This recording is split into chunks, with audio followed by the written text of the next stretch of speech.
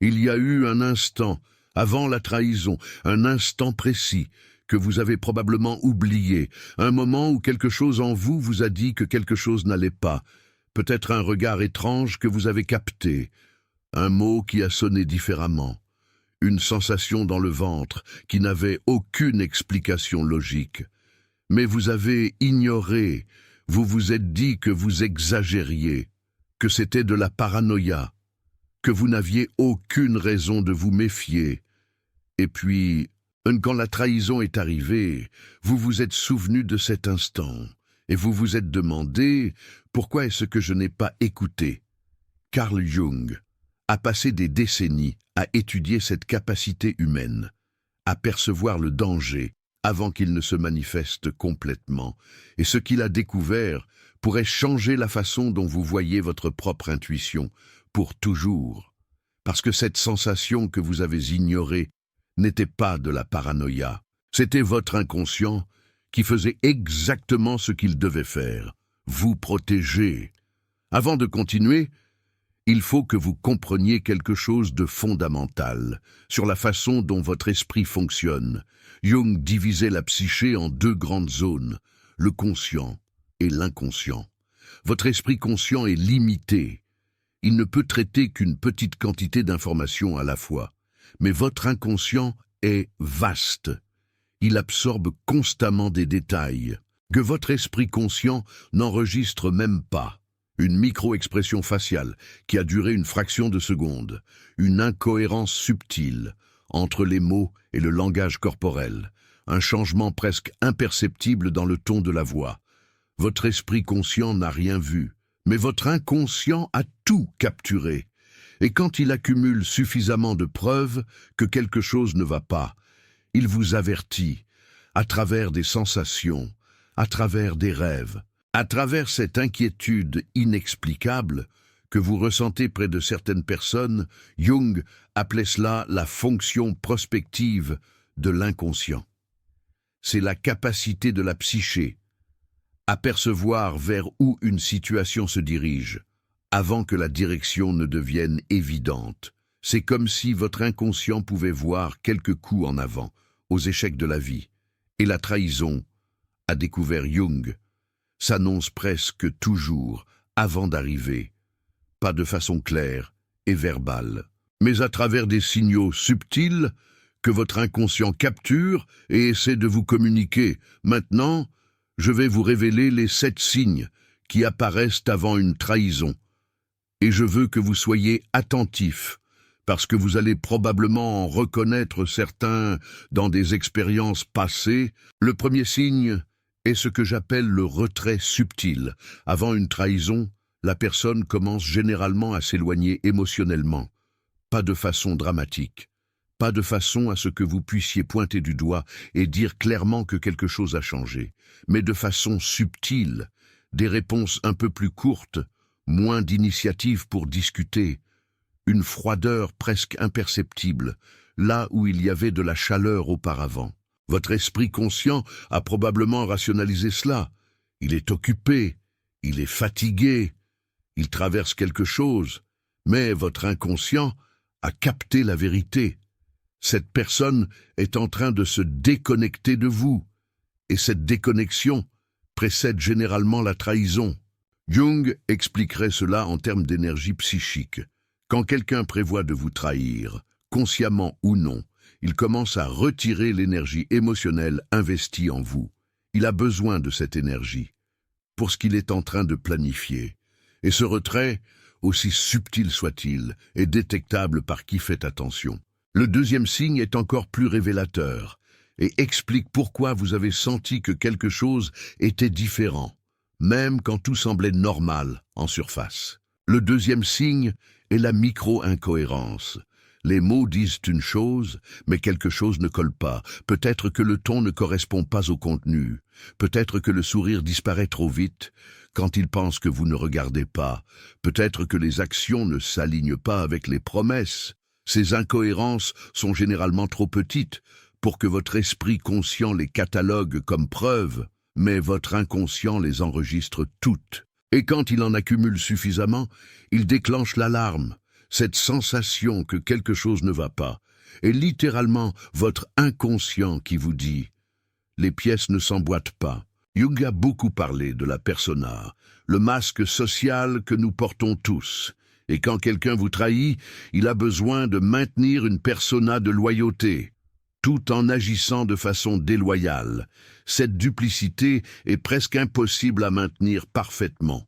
Il y a toujours des fuites, il y a toujours des moments où le masque glisse, et votre inconscient est constamment en train de scanner ces fuites. Le troisième signe est ce que j'appelle la défensive disproportionnée. Vous posez une question simple, peut-être même sur rien de suspect, et la réponse que vous recevez est étrangement défensive, ou irritée, ou trop élaborée pour une question si simple. Les gens qui n'ont rien à cacher répondent aux questions sans drama. Les gens qui cachent quelque chose révèlent souvent cela, à travers des réactions exagérées à des questions innocentes. Jung comprenait que l'ombre, la partie de nous que nous cachons, est toujours en train de pousser pour émerger. Et quand quelqu'un est activement en train de supprimer une trahison, cette pression augmente. Les questions, même innocentes, peuvent sembler des menaces à la suppression. Et la défensive est une tentative de maintenir l'ombre cachée. Mais attendez, parce que le quatrième signe est peut-être le plus perturbant de tous. Le quatrième signe est la gentillesse excessive soudaine. Cela semble contradictoire, mais fréquemment avant une trahison, la personne devient plus gentille, plus attentionnée, plus présente. Cela peut sembler une amélioration dans la relation. Cela peut sembler que les choses vont bien, mais cette gentillesse a une qualité différente. Elle semble forcée, elle semble compensatoire, elle semble venir de la culpabilité au lieu d'une affection véritable. Jung appellerait cela une formation réactionnelle. C'est quand la psyché essaie de compenser une impulsion inacceptable. En faisant l'opposé, la personne est en train de vous trahir, ou prévoit de vous trahir, et la culpabilité inconsciente génère un excès de gentillesse pour équilibrer. Votre esprit conscient voit seulement la gentillesse et est satisfait.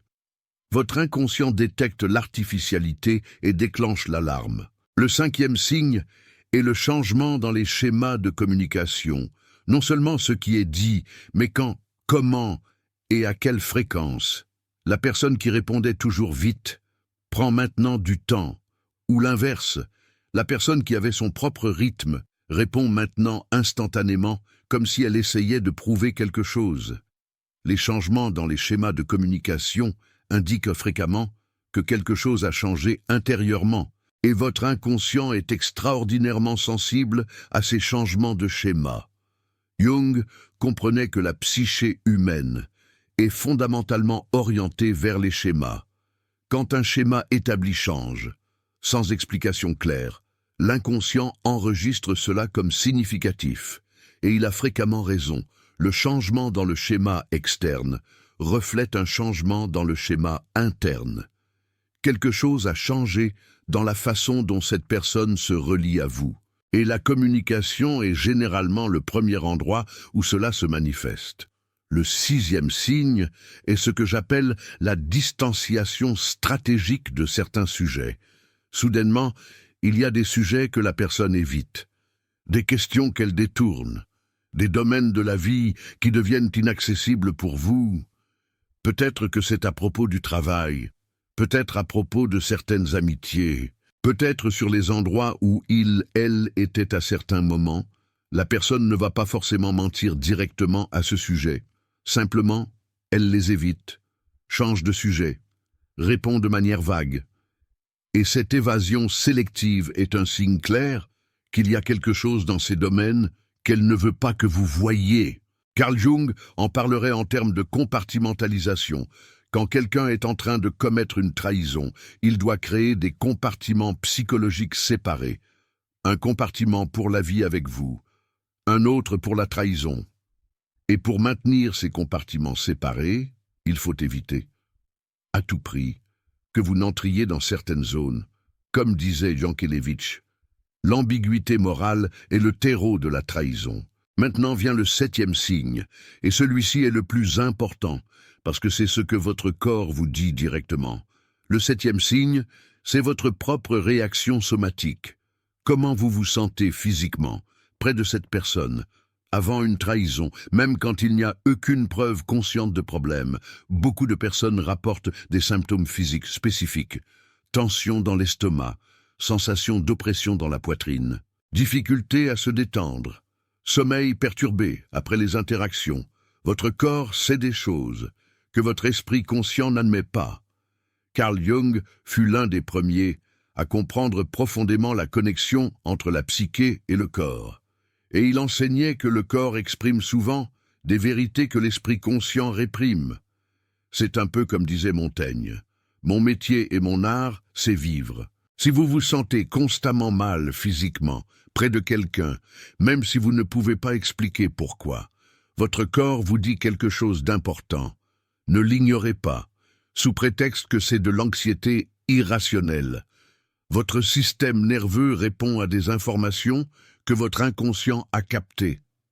Et cette réponse est une donnée sur la vraie nature de votre relation avec cette personne. Maintenant que vous connaissez les 7 signes, vous devez comprendre pourquoi vous les avez ignorés dans le passé. Et ce n'est pas parce que vous étiez naïf ou stupide. La raison pour laquelle nous ignorons les signes de trahison imminente, c'est que les reconnaître a un COLT. Reconnaître que quelqu'un en qui nous avons confiance peut nous trahir signifie faire face à une réalité douloureuse. Cela signifie potentiellement perdre une relation. Cela signifie admettre que notre jugement sur cette personne peut avoir été erroné.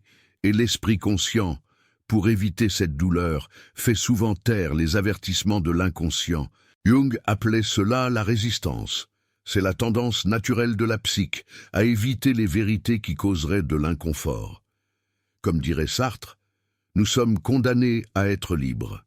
De plus, nous avons été socialement programmés pour ignorer notre intuition. On nous a appris qu'accuser quelqu'un sans preuve concrète est injuste, que se méfier des gens est de la paranoïa, que nous devons donner le bénéfice du doute, et bien que ce soit des orientations raisonnables dans de nombreux contextes, elles nous rendent également vulnérables, parce que la trahison vient rarement avec des preuves concrètes, elle vient avec des signes subtils que notre programmation sociale nous enseigne à ignorer.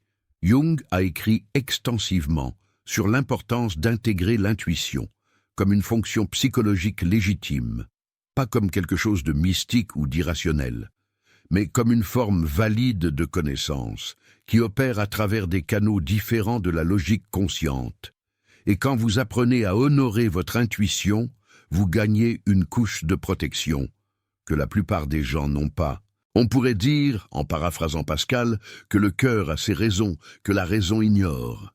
Il y a quelque chose d'autre que Jung a compris sur la nature de la trahison, qui change tout.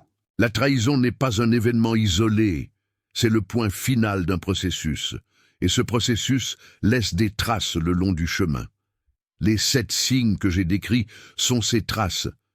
Ce sont les empreintes que la trahison laisse, tandis qu'elle marche dans votre direction.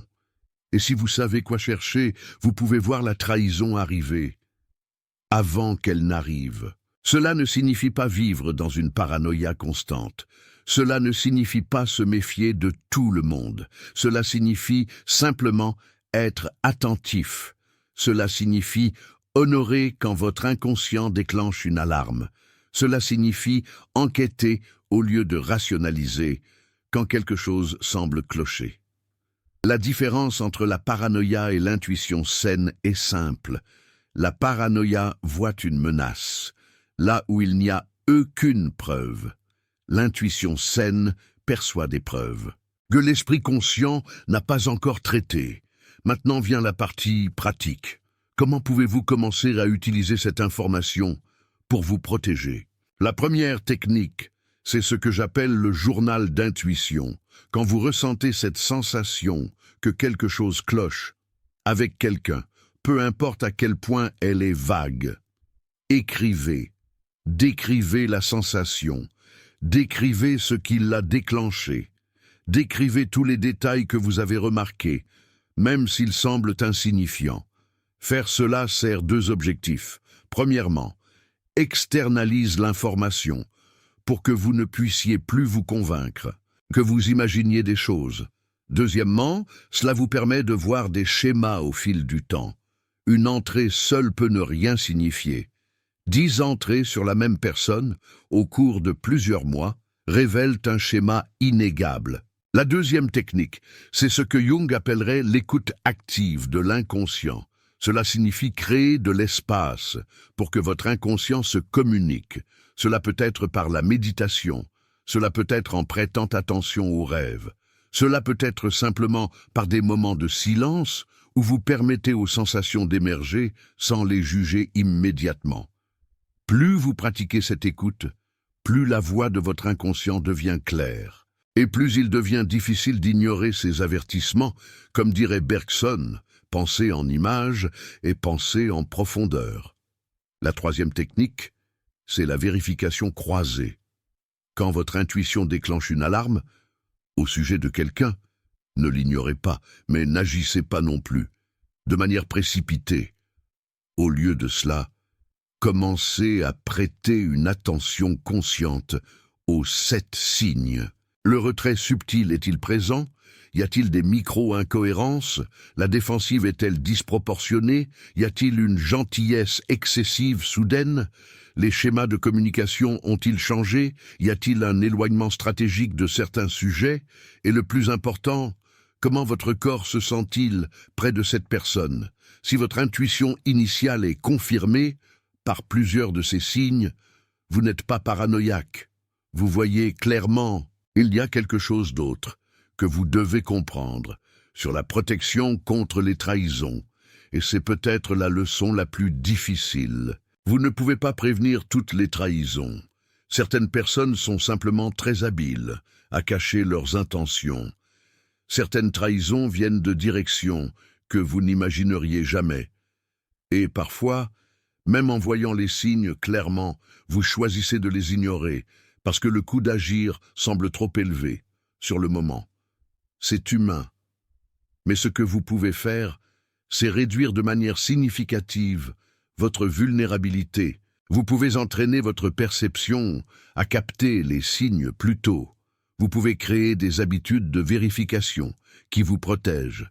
Et vous pouvez, surtout, arrêter de vous blâmer quand votre intuition essaie de vous avertir de quelque chose. Jung avait une phrase qui résume tout cela parfaitement. Il a dit que jusqu'à ce que vous rendiez conscient ce qui est dans l'inconscient dirigera votre vie. Et vous appellerez cela le destin. La trahison qui semble être venue de nulle part n'est pas venue de nulle part. Elle a été précédée de signes, d'avertissements, d'une intuition qui a essayé de vous alerter. Et quand vous apprenez à rendre ces signes conscients, vous reprenez le contrôle de votre destin. Je veux que vous pensiez à quelque chose. Pendant un moment, souvenez-vous d'une trahison que vous avez subie. N'importe quelle trahison, grande ou petite. Et maintenant, pensez aux jours, aux semaines ou aux mois avant cette trahison. Y avait-il des signes? Y avait-il des moments où quelque chose semblait clocher? Aviez-vous cette sensation désagréable au fond de l'estomac que vous avez choisi d'ignorer? La plupart du temps, lorsque nous faisons cet exercice honnêtement, nous découvrons que les signaux étaient bel et bien présents. C'est nous qui n'étions pas prêts ou disposés à les voir. Ce n'est pas pour vous culpabiliser, c'est pour vous donner du pouvoir, parce que si les signaux étaient là avant, ils seront là de nouveau. Et maintenant, vous savez quoi rechercher. La fonction prospective de l'inconscient, que Carl Jung a décrite, est un cadeau. C'est une capacité que vous possédez déjà. Vous n'avez pas besoin de la développer à partir de zéro. Vous avez juste besoin d'arrêter de la supprimer. Vous devez créer de l'espace pour qu'elle se manifeste. Et vous devez avoir le courage d'agir en fonction de ce qu'elle vous montre. Maintenant, je dois aborder un sujet que beaucoup de gens ne veulent pas entendre, mais c'est essentiel pour votre protection. Parfois, les signes de trahison apparaissent chez des personnes que vous aimez profondément. des personnes que vous ne voulez pas perdre, des personnes qui font partie intégrante de votre vie. Et dans ces cas-là, la tentation d'ignorer les signaux est encore plus grande, parce que voir la vérité signifierait faire face à une réalité dévastatrice. Cela signifierait potentiellement perdre quelqu'un d'important.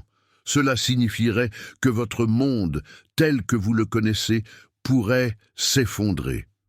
Carl Jung comprenait que c'est précisément dans ces moments-là que la résistance à la vérité est la plus forte. Et c'est précisément dans ces moments-là que l'intuition est la plus cruciale.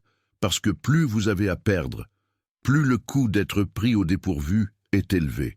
Plus vous faites confiance à quelqu'un, plus les dommages sont importants lorsque cette confiance est trahie.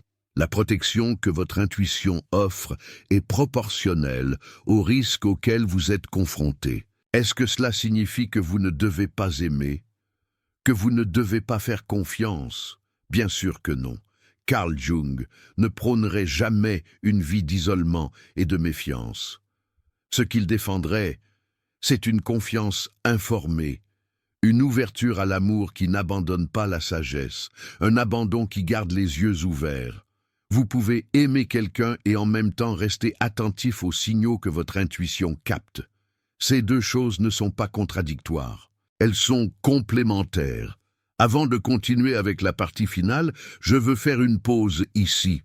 Ce que vous venez de recevoir, c'est une connaissance qui peut vous épargner des années de douleur. Les 7 signes qui précèdent les trahisons. Les 3 techniques pour honorer votre intuition. La compréhension de pourquoi vous avez ignoré ces signaux dans le passé. Cette connaissance n'est pas commune.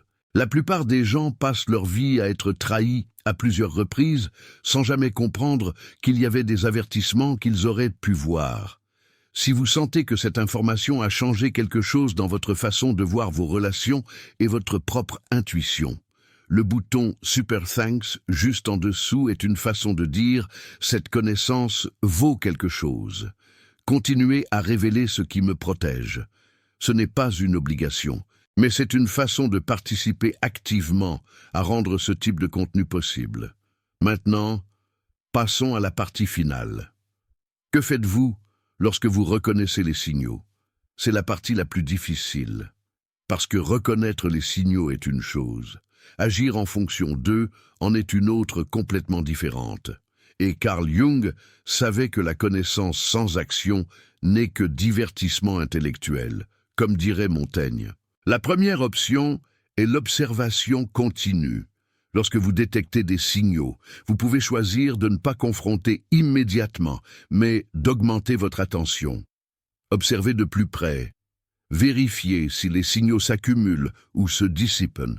Collectez plus d'informations avant d'agir. C'est une approche prudente lorsque les signaux sont subtils et que vous n'êtes pas sûr. La deuxième option est la conversation directe.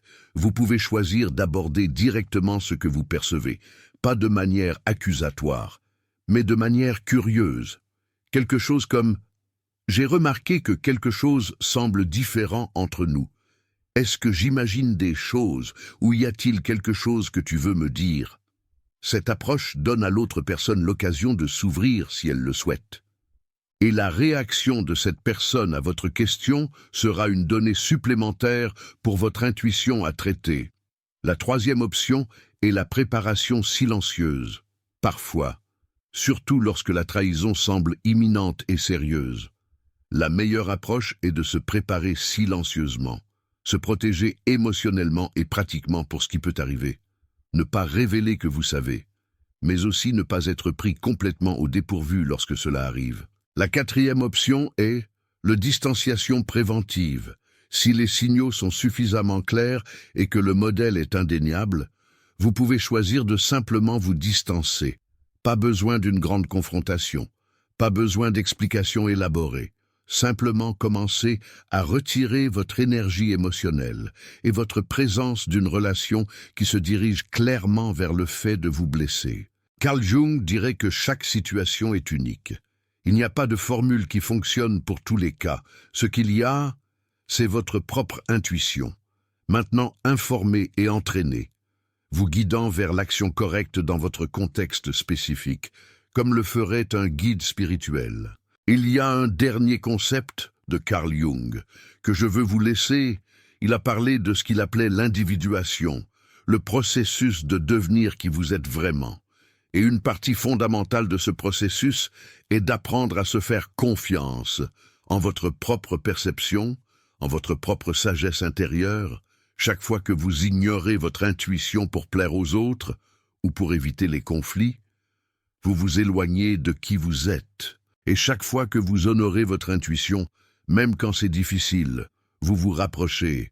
La protection contre la trahison n'est pas seulement une question d'éviter la douleur.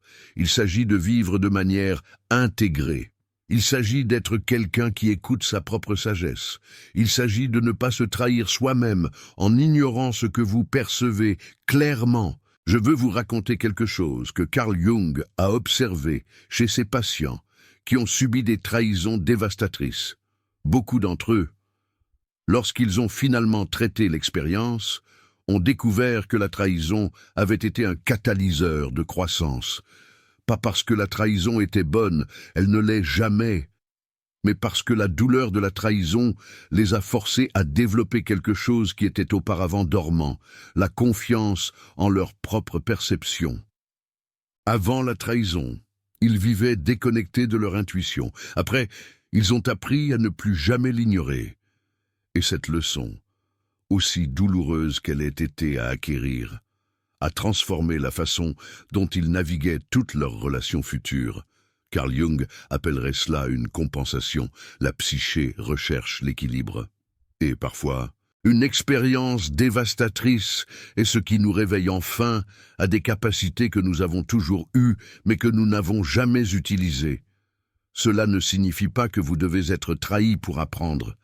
Vous pouvez apprendre maintenant, avec cette vidéo, sans payer le prix de la douleur. Vous pouvez commencer à honorer votre intuition aujourd'hui, avant que la prochaine trahison ne s'annonce. Vous pouvez utiliser les connaissances que Carl Jung a passé des décennies à développer pour vous protéger de manière qu'il n'a découverte qu'en observant ceux qui n'avaient pas cette information à temps. Il y a une vérité finale que Carl Jung nous a laissée sur l'intuition et la trahison. Il a dit que l'inconscient ne ment jamais. Il peut être difficile à interpréter. Il peut parler en symboles et en sensations plutôt qu'en mots clairs. Mais il ne ment pas. Si votre inconscient vous dit que quelque chose ne va pas avec quelqu'un, il y a quelque chose qui ne va pas. Vous ne savez peut-être pas exactement quoi. Vous n'avez peut-être pas de preuves qui convaincraient un tribunal. Mais l'information est là, et l'ignorer, c'est ignorer une partie de vous-même qui essaie de vous protéger. Carl Jung lui-même insistait sur l'importance d'écouter cette voix intérieure, ce murmure. Laissez-moi récapituler ces 7 signaux pour qu'ils restent gravés dans votre mémoire, comme les 7 clés d'un coffre-fort psychologique. Premièrement, le retrait subtil, ce détachement émotionnel presque imperceptible, comme une ombre qui s'éloigne. Deuxièmement, la micro-incohérence, quand les mots et les actions ne correspondent pas. C'est le moment où votre intuition vous crie quelque chose, mais vous avez du mal à l'entendre. Troisièmement, la défensive disproportionnée face à des questions simples, comme si vous aviez touché un point sensible. Quatrièmement, la gentillesse excessive, soudaine, qui semble compensatoire. Une offre trop belle pour être vraie. Cinquièmement, le changement dans les modes de communication, des silences, là où il y avait des mots. Sixièmement, la distanciation stratégique de certains sujets, comme si une zone était interdite, un tabou. Septièmement, votre propre réaction somatique, ce que votre corps vous dit, ces nœuds dans l'estomac, ces tensions inexplicables, c'est votre inconscient qui parle. Carl Jung dirait, c'est votre ombre qui vous envoie un message. Et les 3 techniques de protection, imaginez-les comme les 3 piliers d'un temple. Première, le journal d'intuition, pour externaliser et observer les schémas, un peu comme le faisaient les surréalistes, avec l'écriture automatique. Deuxième, l'écoute active de l'inconscient, à travers le silence et l'attention, la méditation, la contemplation, autant de portes vers ce monde intérieur. Troisième, la vérification croisée en utilisant consciemment les 7 signaux, comme un détective qui rassemble des indices. Si vous avez déjà ressenti cette sensation, que quelque chose clochait, et que vous l'avez ignoré, et que vous en avez ensuite payé le prix, vous n'étiez pas fou, votre intuition fonctionnait parfaitement. Vous ne saviez simplement pas encore comment l'écouter. Maintenant, vous savez, et cette connaissance change tout. Dorénavant, avant de conclure, j'ai une question pour vous, et je veux que vous y répondiez dans les commentaires. Quand vous pensez à la dernière fois où vous avez été trahi, que ce soit par un partenaire, un ami, un membre de votre famille ou un collègue, vous souvenez-vous d'un moment précis où vous avez senti que quelque chose n'allait pas avant que la trahison ne se produise? Décrivez ce moment. Nul besoin de donner des noms ou des détails identifiables. Décrivez simplement la sensation, parce que chaque histoire partagée valide l'expérience des autres qui ont aussi ressenti cela et douté d'eux-mêmes. Partagez et aidez les autres à reconnaître ces signaux. Si cette vidéo vous a aidé à comprendre pourquoi votre intuition mérite d'être écoutée, si elle vous a montré des signes que vous n'aviez jamais connectés consciemment, abonnez-vous à la chaîne, parce qu'il y a beaucoup plus que Carl Jung a révélé sur la façon de se protéger des personnes qui cachent leurs véritables intentions. Et chaque vidéo est un outil de plus dans votre arsenal de protection psychologique. Parce que vous méritez des relations où vous n'avez pas besoin de vous protéger. Mais, en attendant de les trouver, il vaut mieux être préparé. N'oubliez jamais, votre intuition est votre allié la plus fidèle. Écoutez-la, et elle vous guidera.